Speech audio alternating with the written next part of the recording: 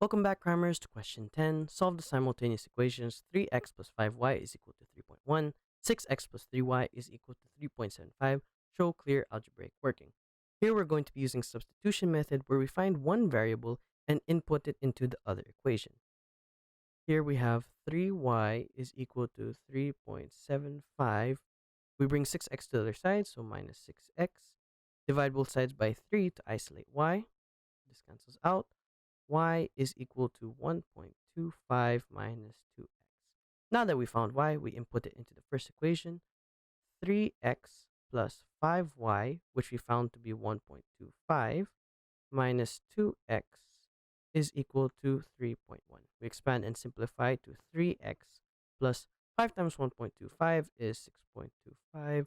5 times negative 2x is negative 10x is equal to 3.1. We bring all the like terms to their respective sides. So 3x minus 10x is equal to 3.1. We bring 6.25 to the other side. So minus 6.25.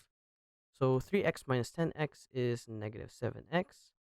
3.1 minus 6.25 is negative 3.15.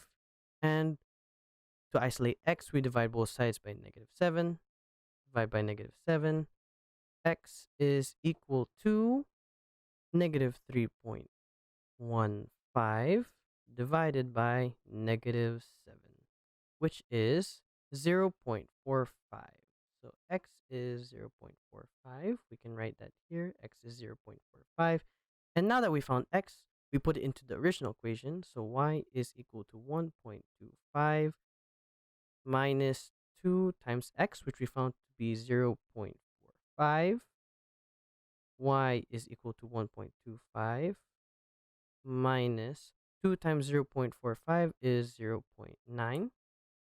Y is then equal to 0.35. And that is our final answer. Thanks for watching. Cram, then scram.